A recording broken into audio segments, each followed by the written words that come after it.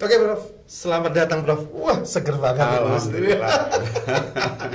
Prof, saya itu memutuskan untuk bahagia. Kalau sesuai dengan YouTube penjelasan harus bahagia. Oh iya saya bahagia. Betul. Karena apa? Karena kalau yang datang tuh profesor, guru besar tuh saya bisa dapat ilmu tanpa bayar, tanpa sekolah S2 kelas 3 khusus buat yang gitu. Gitu Prof. Sehat ya Prof ya? Alhamdulillah sehat-sehat. Yes, masih sibuk di mana aja Prof ini? Muter-muter ke Asia Tenggara apa dunia? Wah, sekarang pandemi ini lebih banyak di Jogja. Di Jogja aja. Oke. Prof, kita sambil ngobrolin yang enteng-enteng dan asik-asik aja soal milenial, Gen Z dan Gen Y dan Gen Z. Kalau dari dari riset Gen Z dan Gen Y ini tuh memang termasuk yang suka mager, Prof. Jadi kadang mereka merasa bahwa kalau bisa instan kenapa harus dibuat ribet. Nah, terus kemudian ada lagi demam FOMO, fear of missing out. Apa-apa kalau nggak cepet kayaknya itu bukan identitas kita. Nah, menurut jenengan kira-kira apakah ini cuman demam sepenggal waktu atau memang ini akan jadi sebuah karakter, Bro? Oke, terima kasih Mas Mahendra ya. Siap. Luar biasa. Jadi memang generasi Z ini itu sama halnya dengan Y ya, tapi Z ini lebih ternyamankan oleh teknologi. Jadi impact dari revolusi industri 4 itu ya. Jadi segala sesuatu jadi sangat mudah. Jadi teknologi punya ciri memudahkan sehingga kemudian mereka jadi punya banyak pilihan. Sementara saya atau mungkin zaman Mas Mahendra kita segenerasi nih ngomong-ngomong. Jadi mungkin ngalami pakai dulu kalau mau nyetel TV pakai aki ya. Terus kemudian setrika yang berat itu ada kalau mati lampu itu ya. Nah, terus telepon itu kan pada waktu itu masih sangat elit. Jadi masih kebutuhan agak prestis dulu kalau pakai telepon. Sehingga dulu saya masih ingat ketika ada satu masalah di rumah, saya pengen telepon, itu saya harus ke rumah Pak RT yang punya telepon. Nah, hari ini telepon di rumah sudah jadi barang sosial. Kemudian anak muda itu daripada ngangkat telepon di ruang tengah, dia lebih suka ambil di sakunya, di sakunya. Nah, ini saya kira menunjukkan betapa mereka termanjakan oleh situasi. Nah, cuma sebetulnya apapun itu adalah sebuah cobaan, sebuah ujian atau situasi apapun, sehingga yang terbaik adalah bagaimana mensikapi itu. Jadi setiap zaman itu pasti tantangannya macam-macam. Tantangannya macam-macam. Nah, itu saya kira tantangan generasi muda yang ingin menjadi orang-orang bukan hanya kreatif inovatif tapi tangguh. Mungkin kalau kreatif itu sekarang jadi kreatif luar biasa, tapi kalau masalah ketangguhan ini yang kita perlu bangun ini, ketangguhan, resiliensi daya tahan. Saya kira itu. Oke. Kalau dari sisi yang tadi Prof, jadi demam pansos ini kan memang menjadi demam pansos, pajak sosial. Oh, iya. Ini harus anak muda, yang nonton soalnya mostly milenial. Nah, bahkan gini loh, demi konten semua tuh dihalalkan lah, anggap. Jadi kadang ya udah orang aku gampangnya gini kok. Nah, apakah memang ini jadi budaya ataukah memang ini hanya sekedar anomali saja, Prof?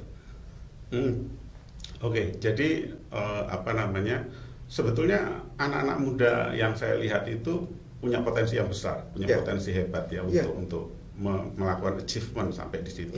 Cuma sekali lagi persoalannya atau tantangannya adalah tadi bagaimana dia punya daya tahan tadi, punya resiliensi ya. Nah, kemudahan itu seharusnya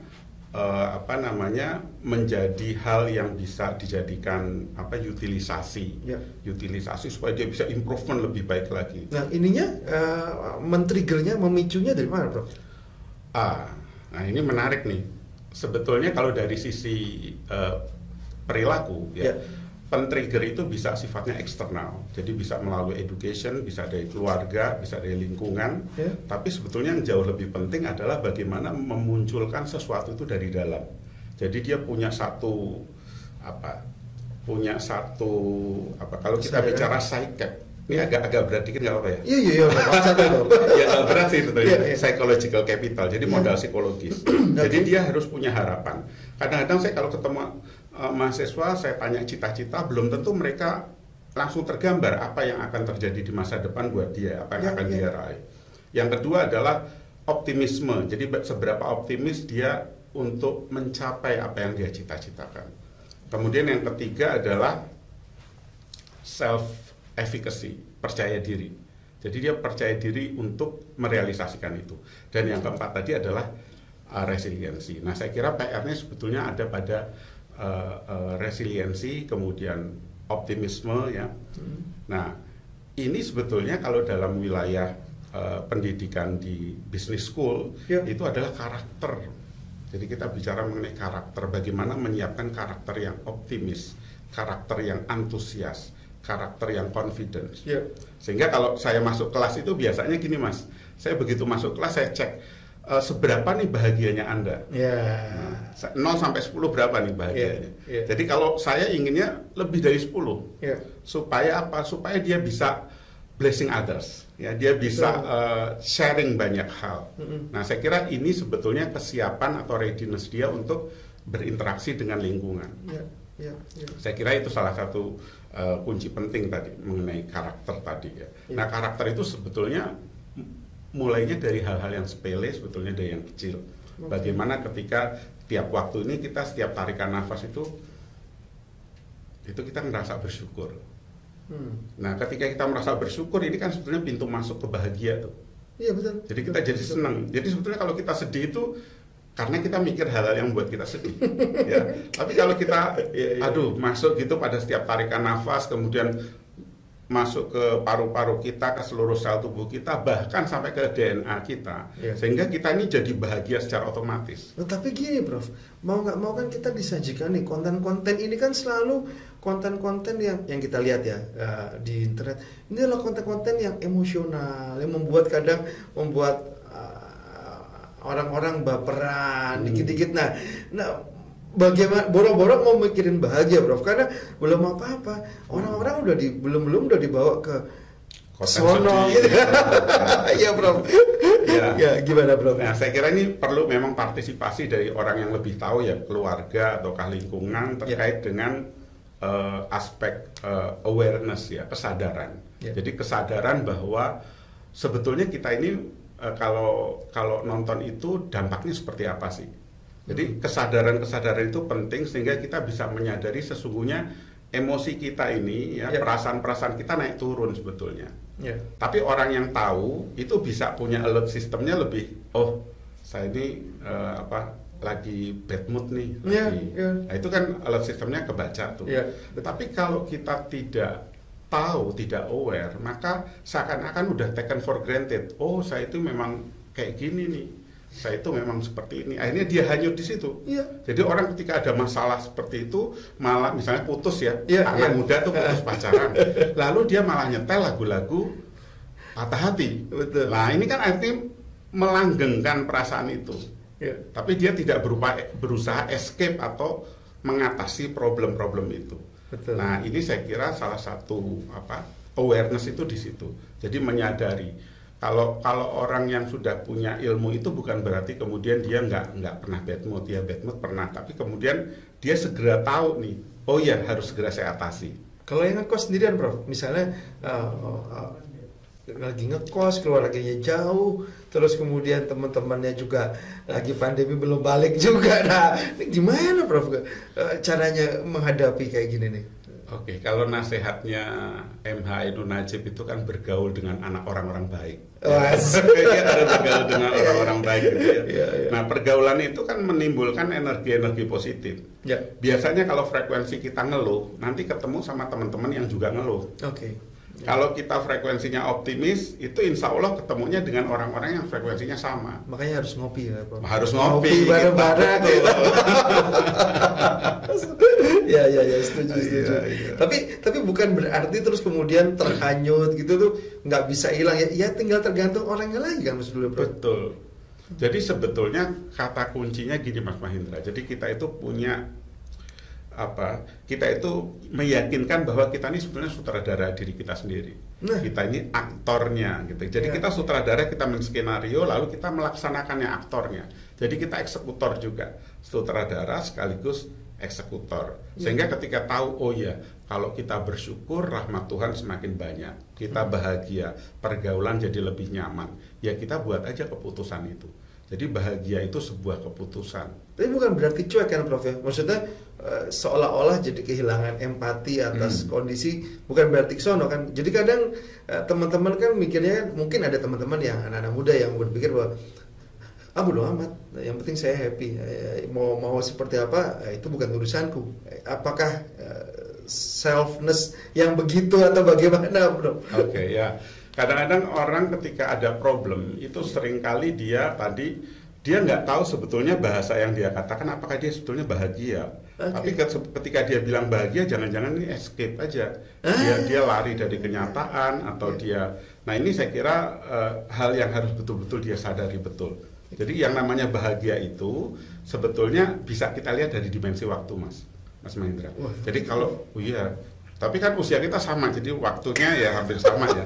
Jadi kalau kita lihat masa lalu, itu kita rasanya peaceful, kita damai, kita tenang, ya. Kita rasanya kalau ada sesuatu pun kita forgiveness, kita ingin memaafkan. Kalau kita ketemu hari ini, maka kita itu ya menerima apa yang ada pada kita. Kita menerima, melihat masa depan, kita muncul satu optimisme. Jadi kita pengen coping ya, kita menghadapi situasi meskipun uncertainty, ketidakpastian, tapi kita punya energi besar untuk achieve ya. Jadi saya kira memang hal terpenting adalah bersahabat dengan past, present, future. Nah, future-nya kadang dikontaminasi oleh postingan tetangga ya, Prof. Lah iya, jadi gini. Susah Prof ya hidup sekarang ya. Buka IG atau buka Facebook, wah tetangganya udah punya mobil baru ya. Gimana? Ya, memang jadi gini. Memang banyak pribadi, kita ini sebagai pribadi sedang melatih tadi untuk jadi sutradara sekaligus aktor. Jadi kalau misalnya kita di jalan macet, itu ketika semua orang marah, jengkel, kesel, ada kemungkinan potensi besar kita juga marah, kesel, jengkel. Betul. Sekarang bisa nggak kita ngambil keputusan ketika mereka kesel, marah, jengkel ini, kita memutuskan untuk peaceful. Jadi kita entah kita zikir, kita berdoa, kita relax gitu ya. Bahkan kita senyum. Nah ini saya kira sarana latihan. Sehingga kita itu menjadi menjadi orang yang mengambil keputusan atas dasar keputusan mental. Saya pernah ada pengalaman gini Mas.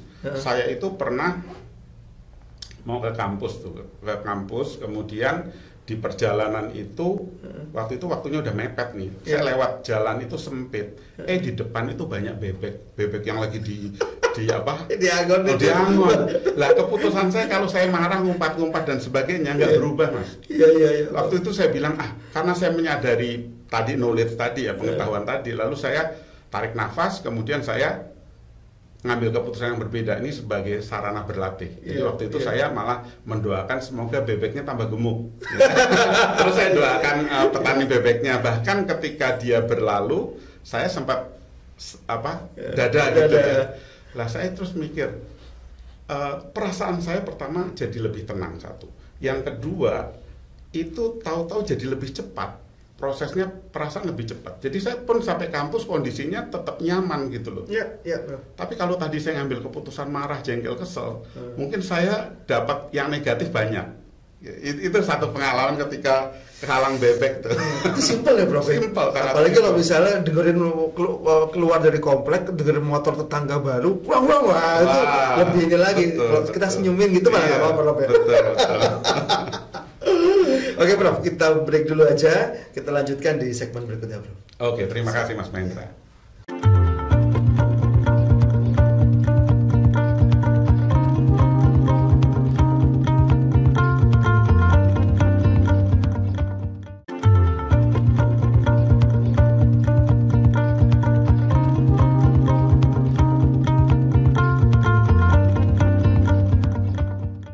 Oke, Prof.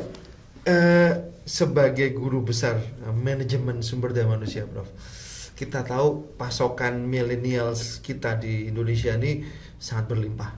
Sampai presiden aja punya namanya staf sus milenial. Tapi apa benar sih, Prof? Menurut Prof Heru, apakah milenial di Indonesia itu sudah siap memimpin? Jangan-jangan dipersiapkan untuk memimpin, tapi ternyata regulasinya juga belum ada. Terus kemudian jangan-jangan pejabat yang senior juga belum ikhlas memberikan tampuk ini, atau jangan-jangan anak-anaknya ngapain saya harus memimpin dong, paling sampai di atas sana juga saya dijegal. Nah, apakah memang benar kita sudah mempersiapkan milenial di Indonesia itu untuk membangun sebuah generasi estafet kepemimpinan ini, Prof? Oke. Jadi kalau apakah milenial itu memang sudah dipersiapkan? Kalau sistem pendidikan, kalau menurut saya sih sudah menyiapkan ke arah itu kalau dari sistem pendidikan. Kemudian kalau dari sistem perpolitikan itu saya tidak terlalu mengamati, tidak terlalu mengamati apakah sudah mengarah ke sana. Cuma kalau dari sisi hubungan interpersonal antar generasi, itu saya soroti misalnya generasi kita nih X ya. X. Mas Mahendra juga X ya? Atau milenial? Separuh, Prof. Separuh. Saya X muda loh. Iya, boleh lah, Prof. Samakan aja, Prof. Jadi biasanya antar generasi itu khususnya yang lebih ekstrim. Kalau di atasnya X itu ada baby boomers. Baby boomers itu punya jarak komunikasi dengan milenial. Betul, Prof. Sehingga sangat dimungkinkan tadi kesalahpahaman justru muncul dari yang seperti itu. Misalnya kalau generasi milenial akan mengatakan baby boomer atau bahkan yang tradisional itu mungkin tidak familiar dengan teknologi atau gaptek gitu ya, bahasanya gaptek. Tapi bagi mereka ketika melihat milenial, mungkin mereka ini belum matang, belum berpengalaman. Nah, ini kan dua hal ini adalah prejudice dari dua sisi. Betul. Nah, ini saya kira yang justru terpenting adalah bagaimana kita membangun fleksibilitas. Fleksibilitas dalam beradaptasi ya. Saya punya teman juga nih, kebetulan dulu teman SMP bareng. Kejadiannya sih sekitar 10 tahun yang lalu. Jadi waktu itu saya masuk UGM, dia masuk ITB. Dia kemudian waktu usia 37 dia jadi asisten vice president di 38 asisten vice president di Alcatel. Saya menjadi guru besar. Nah, pada saat itu saya merasa wah, ini saya growing-nya luar biasa, saya akan bisa tumbuh, achieve banyak hal yang akan saya raih. Tapi pada sisi lain, dia justru kebalikannya, dia merasa kelihatannya saya seperti dikejar-kejar anak-anak muda sekarang, kok cepat sekali perkembangannya. Jadi dia merasa saya terancam. Teman saya itu merasa terancam. Bahkan dia berpikir saya gimana ini mensikapi diri saya dalam kondisi seperti itu, ataukah saya mungkin harus keluar dari pekerjaan saya. Jadi saya melihat bahwa ini sebetulnya cara berpikir ini memegang peranan penting untuk membangun kemampuan adaptasi, fleksibilitas, kemampuan belajar. Sehingga tadi pada usia yang sama itu saya merasa ini saatnya untuk growing, sedangkan teman saya merasa ini saya declining ya. Declining. Nah, ini kan sebetulnya kalau declining itu adalah tua. Sebetulnya pengertian tua itu declining. Pengertian muda adalah growing, dia bicara masa depan. Jadi saya melihat kalau dari sisi cara berpikir ya. Jadi kalau usia Mas Mahendra ketemu saya ceritanya dulu-dulu ya berarti Mas Mahendra tua. Tetap semangat loh ya, Pak. Iya. Tapi gini loh, Prof, maksudnya dengan surplus demografi kita yang memang ya kita tahu mayoritas ini kan milenial dan ini jadi next baby boomer, Prof. Kita punya surplus yang berkelebihan dari tahun ini, dari 2030 sampai 2035 itu isinya ya millennials yang ini. Nah, akankah Indonesia padat intelijensi, padat apa ya, benar-benar bisa memanfaatkan ini menjadi momentum positif, atau memang ya wes sih cuma jadi kayak baby boomer kemarin kebanyakan yang nganggur, bisa nggak sih, Prof? Jadi memang kalau kita bicara dari sudut pandang kecerdasan, kecerdasan intelektual anak muda saya kira sangat baik. Tapi ada 4 kecerdasan yang juga nggak boleh dilupakan. Kecerdasan karena gadget kita jangan-jangan kurang dalam hal emotional quotient, Betul, kecerdasan betul. emosi, berinteraksi, Ya. bagaimana mengatasi persoalan-persoalan yang kita alami, ataupun kita memahami klien, memahami orang lain. Ya. Terus berikutnya adalah kecerdasan eksekusi. Saya tahu nih kalau yang namanya olahraga bagus, anak-anak muda pasti tahu. Ya. Tapi karena ada HP dia nggak mau jogging misalnya. Ya. Nah ini kan, atau nggak mau goes ya. Ya. Nah ini kan eksekusi ya, kecerdasan eksekusi. Yang berikutnya adalah kecerdasan adversity. Bagaimana dia melihat challenge ya, menghadapi tantangan itu. Contohnya gimana, Prof? Kalau adverse itu melihat tantangan dalam bentuk apa? Misalnya gini, gagal sekali 2 kali, wah seakan-akan udah kiamat tuh. Gagal sekali 2 kali, karena apa? Karena terbiasa termudahkan. Ya. Sementara Thomas Alva Edison 900 kali gagal bikin bola lampu, Yes, yeah. dia katakan saya telah berhasil menemukan 900 cara yang salah dalam membuat bola lampu. Linguistiknya sangat luar biasa. Betul. Nah ini yang saya kira perlu dibangun di dalam softwarenya anak muda kita. Jadi anak-anak muda kita itu PR-nya adalah soft skill. Ya. Ini sebetulnya soft skill nih, ilmu yang kadang-kadang tidak terlalu concern di dunia formal, ilmu-ilmu formal, maksudnya di sekolah menengah atas ke perguruan tinggi kadang-kadang belum terlalu optimal. Ya. Ya. Nah padahal achievement ini soft skill ini itu berkaitan dengan bagaimana dia mencapai achievement, berinteraksi dengan orang maupun menjaga integritas. Yang keempat tadi Bapak, setelah adversity, yang Spiritual. Nah. Spiritualitas ini energi yang luar biasa sekali. Nah, ini. Jadi energi di mana kita ketika betul-betul sepi gitu ya. Ya. Sebetulnya kita masih di dalam ruang batin kita itu masih ada cahaya yang luar biasa. Nah. Masih ada energi besar yang harus kita Menggalinya, Prof. Betul. Oh, menggalinya.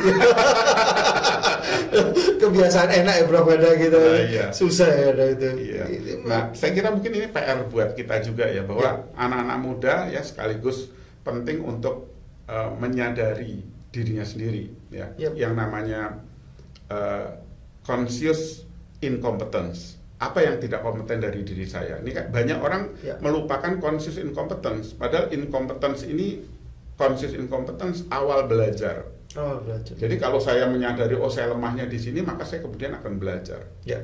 Akan mempelajari itu. Saya kira ini ini harus mulai dibangun ke anak-anak muda ya. Termasuk hal-hal paling sepele. Saya kalau ke anak-anak saya itu hal-hal paling sepele adalah pengambilan keputusan dari hal yang kecil. Misalnya milih pakaian, milih apa. Yang penting saya tanya kenapa ambilnya itu. Nah, dia bisa jelasin. Tapi membangun logika kayak gini benar-benar butuh latihan loh, Prof. Iya, memang harus latihan. Dan kadang ya itu kita sudah dibiasakan, dibudayakan melihat yang begitu, akhirnya budayanya budaya di internet, bukan di budaya yang logik yang sebetulnya nggak penting-penting banget. Tadi yang disampaikan sama Prof Heru tadi luar biasa, Prof. Menurut saya sih, Prof. Ada lagi nggak, Prof, pesan yang simple yang bisa jadi reminder buat kita bersama, Prof, sebelum kita menutup nih, Prof? Oke. Saya kira hal yang penting juga adalah buat anak-anak muda ini kualitas hubungan. Kalau bicara kualitas hubungan, kita punya hubungan dengan yang di atas ya. Kita punya hubungan dengan yang di atas, kita perkuat itu karena itu menjadi sandaran untuk spiritualitas kita. Kemudian yang kedua adalah hubungan dengan kedua orang tua. Hubungan dengan kedua orang tua itu banyak sekali cerita bahwa kalau kita hubungannya buruk ya nanti konsekuensinya akan nggak bagus. Sehingga yang terpenting adalah membangun hubungan itu. Dan yang ketiga, kalau dia sudah menikah ya dengan pasangan. Kemudian hubungan dengan anak. Ini energi-energi yang membuat kita itu merasa sangat senang ya ketika mereka bahagia, tapi merasa sangat sedih ketika mereka ada masalah. Ya toh. Kalau dengan presiden mungkin kita mengagumi presiden, tapi ketika presiden lagi flu gitu kita kan nggak ikut sedih, nggak terlalu sedih gitu loh, nggak sesedih kalau sama anak ya. Terus yang berikutnya adalah dengan orang-orang lemah. Ini melatih blessing others. Ini saya kira menjadi salah satu kunci penting karena dalam hidup ini kita selalu berinteraksi. Berinteraksi sehingga tadi kalau yang bicara dimensi waktu ini kita bicara leading self buat anak muda. Jadi anak muda itu penting memimpin diri sendiri. Lalu kalau mulai berinteraksi itu kita mulai membawakan diri untuk berinteraksi dengan banyak orang. Jadi leading public, leading another itu ada di situ saya kira. Prof, ini menarik Prof, tapi permasalahannya kalau sesi curhatnya diterusin bisa 1 jam lebih nih Prof. Kita cari di sesi berikutnya aja Prof ya. Mudah-mudahan sehat terus Prof. Kita ketemu lagi nanti Prof. Thank you Prof Heru.